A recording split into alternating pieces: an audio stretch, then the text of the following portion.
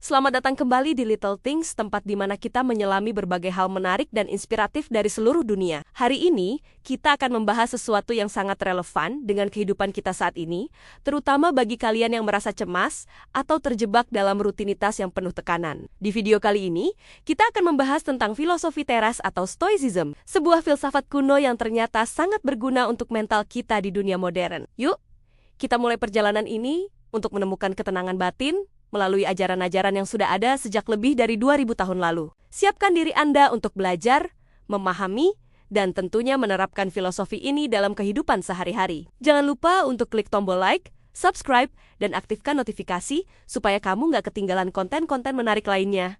Let's go! Bagian 1. Mengapa kita selalu khawatir? Permasalahan dan tujuan stoicism. Jika Anda menonton video ini, kemungkinan besar Anda sedang merasa lelah atau sedikit cemas. Saya akan mulai dengan data yang mengejutkan. Berdasarkan survei kekhawatiran nasional yang dilakukan penulis buku ini, hampir 2 dari 3 responden, atau 63% orang, mengaku merasa lumayan khawatir atau sangat khawatir tentang hidup mereka secara keseluruhan saat ini. Kekhawatiran tertinggi bagi yang masih sekolah atau kuliah adalah mengenai tugas atau paper yang tidak lancar. Sementara bagi yang bekerja, kekhawatiran terbesar adalah tersangkut stuck di karier. Lalu, bagi yang sudah menjadi orang tua, kekhawatiran terbesar adalah biaya sekolah anak. Kita hidup dalam ketegangan tanpa henti. Kita menghabiskan begitu banyak energi pikiran, waktu, dan uang hanya untuk mengkhawatirkan hal-hal yang seringkali tidak terjadi, atau yang berada di luar kendali kita. Ironisnya, Seneca pernah berkata, kita menderita lebih dari imajinasi daripada dari kenyataan. Lantas, bagaimana kita bisa mencapai kedamaian di tengah suasana yang serba tidak pasti dan penuh konflik ini? Jawabannya adalah dengan kembali pada filosofi yang usianya sudah lebih dari 2000 tahun, yaitu filosofi teras atau stoicism yang disebut sebagai filsafat Yunani Romawi kuno untuk mental tangguh masa kini. Tujuan utama dari filosofi teras bukan untuk mendapatkan hal-hal yang bersifat eksternal seperti kekayaan, kesuksesan, atau popularitas, melainkan tujuannya adalah hidup terbebas dari emosi negatif seperti sedih, marah, cemburu, cemas, dan hidup dengan kebajikan virtue atau arata. Kebahagiaan sejati inner joys yang dicari oleh praktisi Stoa bukanlah kesenangan hedonisme, melainkan ketenangan batin peace of mind. Ini adalah kebahagiaan yang kokoh karena berakar dari dalam diri kita, bukan pada hal-hal eksternal yang bisa berubah, hancur, atau direnggut dari kita. Bagian 2. Pilar utama. Dikotomi, kendali. Mari kita bahas prinsip paling fundamental dalam filosofi teras. Dikotomi kendali, dikotomi of control. Epictetus, salah satu filsuf Stoa, membedakan secara tegas 2 kategori hal dalam hidup. Pertama, hal-hal yang di bawah kendali kita. Ini sangat sedikit, tetapi sangat penting, yaitu pertimbangan judgment, opini, atau persepsi kita, keinginan kita, tujuan kita, dan segala sesuatu yang merupakan pikiran dan tindakan kita sendiri. Kedua, hal-hal yang tidak di bawah kendali kita. Ini adalah daftar panjang yang seringkali menjadi sumber stres utama kita, termasuk tindakan orang lain, opini orang lain, reputasi atau popularitas kita, kekayaan kita, kesehatan kita, dan segala sesuatu di luar pikiran dan tindakan kita, seperti cuaca atau peristiwa alam lainnya. Epictetus menekankan, siapapun yang mengingini atau menghindari hal-hal yang ada di luar kendalinya, tidak pernah akan benar-benar merdeka.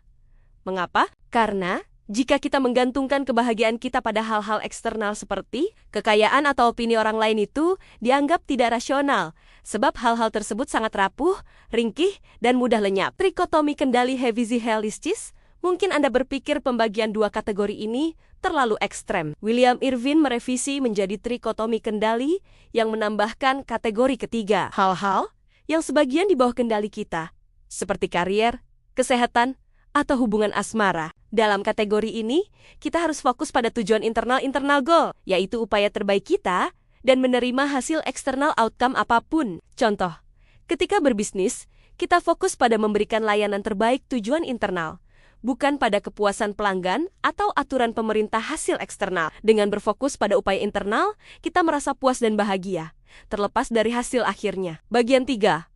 Mengelola persepsi. Sumber sejati emosi negatif. Kunci untuk mencapai ketenangan batin adalah menyadari bahwa sumber segala keresahan dan kekhawatiran kita ada di dalam pikiran kita, bukan pada peristiwa di luar diri kita. Epictetus dan Marcus Aurelius mengajarkan bahwa peristiwa itu sendiri cenderung netral. Yang membuat kita marah atau sedih adalah interpretasi representation dan penilaian value judgment kita terhadap peristiwa tersebut. Contoh, peristiwa ditolak klien dalam pekerjaan itu netral. Tetapi, interpretasi otomatis kita mungkin berkata, saya ini tidak kompeten, dasar klien bego. Interpretasi negatif inilah yang memicu emosi negatif. Kabar baiknya, Marcus Aurelius menyatakan, kamu memiliki kendali atas pikiranmu, bukan kejadian-kejadian di luar sana. Sadari ini, dan kamu akan menemukan kekuatan. Latihan praktis STR, Stop, Think, and Assess Response. Untuk mengendalikan interpretasi otomatis yang tidak rasional, kita bisa menggunakan teknik ST. AR saat emosi negatif muncul. Pertama, stop, berhenti. Berhenti sejenak, jangan biarkan pikiran negatif berjalan liar. Kedua, think dan assess, pikirkan dan nilai. Tanyakan pada diri sendiri, apakah emosi ini terjadi karena sesuatu yang di dalam kendali saya atau di luar kendali saya? Pikirkan alternatif interpretasi yang lebih rasional. 3. Respon. Tanggapi. Berikan respons yang bijak berdasarkan nalar atau rasio, bukan emosi. Melatih kemampuan ini mirip seperti melatih otot. Semakin sering kita praktikkan, semakin mudah kita mengendalikan persepsi, bahkan di tengah kemacetan. Bagian 4. Hubungan antar manusia dan opini orang lain. Dalam filosofi teras, manusia adalah makhluk social creatures, dan kita seharusnya hidup sebagai bagian dari kelompok yang lebih besar. Kita harus menggunakan nalar dan berinteraksi secara rasional dengan sesama, menghindari dikuasai emosi negatif seperti marah atau iri hati, tirani opini orang lain. Salah satu hal di luar kendali terbesar yang merenggut kedamaian kita adalah opini atau pendapat orang lain. Kita seringkali tanpa sadar mengikuti pendapat orang lain, dan ini disebut sebagai tirani opini orang lain. Seneca pernah menulis, jika kamu hidup sesuai dengan apa yang orang lain pikirkan, kamu tidak akan pernah menjadi kaya. Kekayaan di sini berarti kekayaan batin. Menggantungkan kebahagiaan pada popularitas atau penilaian orang lain adalah resep menuju kekecewaan. Menghadapi orang yang menyebalkan, homo homini nebelin.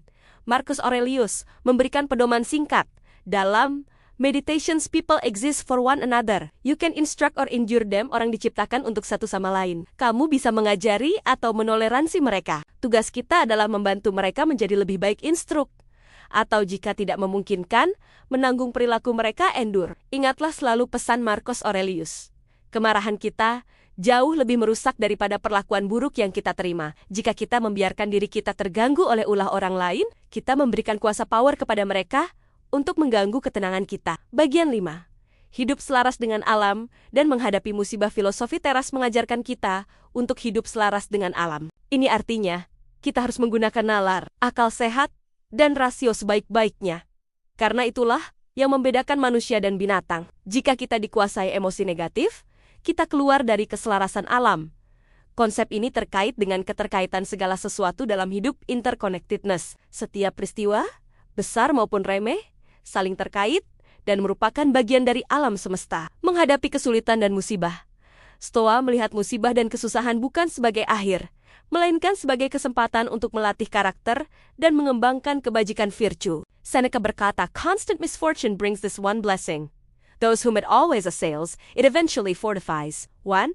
Amor fati, cintailah takdir.